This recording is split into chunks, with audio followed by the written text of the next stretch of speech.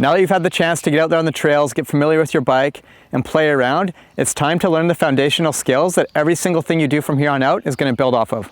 So we're going to start off with body position, and I'm going to break it down into 3 parts to make it really simple. First we'll have the neutral position, then we'll have the climbing position, and then from there we'll go into descending position. All 3 of these positions are essentially the same position, just shifted based on the scenario that you're in on the trail. So let's jump right into neutral position and go from there. The first thing to think about when you want proper body position on your bike is get in that aggressive mode and attack the trail. So imagine someone's coming up to you and they're about to tackle you. How are you going to brace yourself?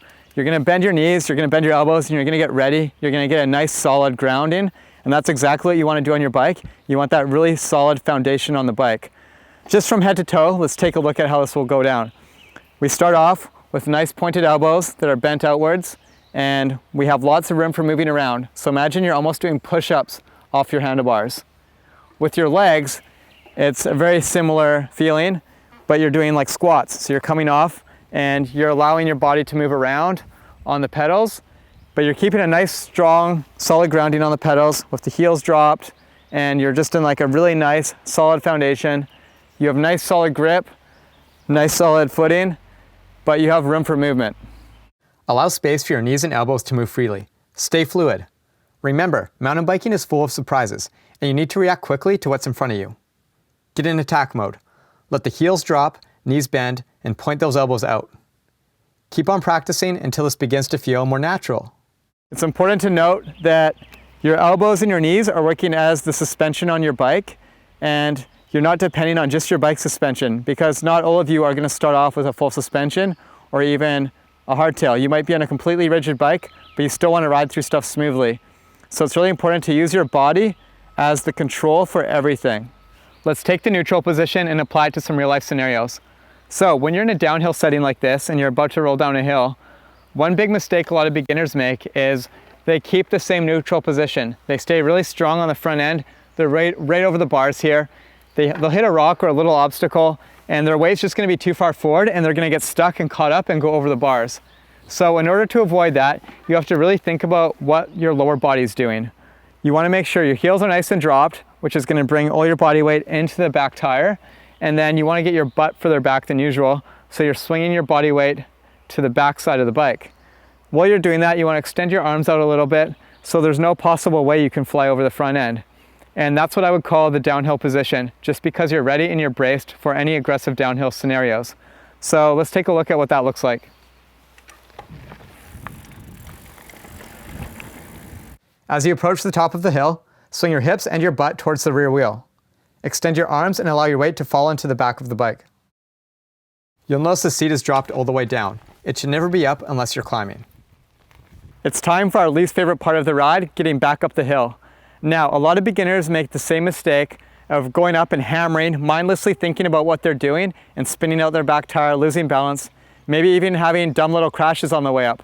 So in order to avoid this, it's having that fine balance of leaning over the front end, staying aggressive, hammering, yet keeping a bit of weight on your back tire so you have all that traction going back up the hill.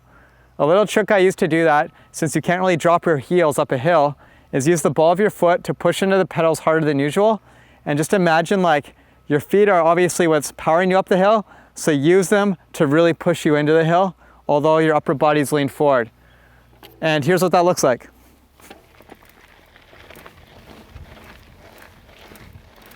Shift your upper body weight to the front end of the bike, get into attack mode with your arms, and push force into the back wheel with each pedal stroke. This will help you sustain traction on the way up.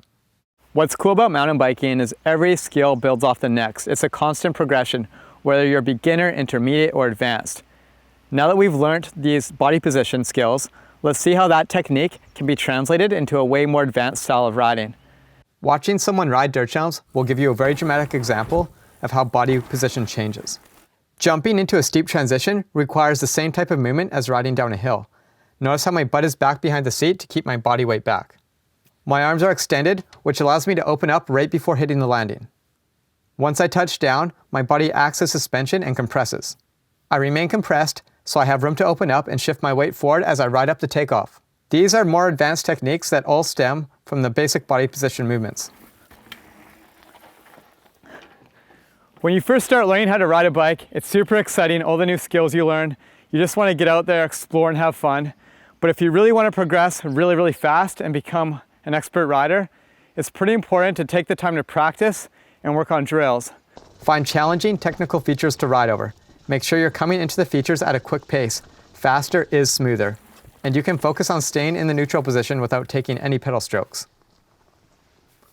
Remember to stay fluid and allow yourself to freely move. Don't sit down, pedal, or go rigid. You will have limited control and you could even crash.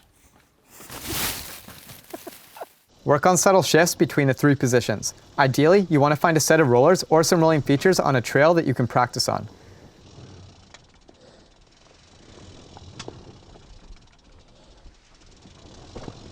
Practice picking up the pace of shifting your weight. Once you feel strong at this, you'll be ready to jump into the next lesson that covers pumping techniques.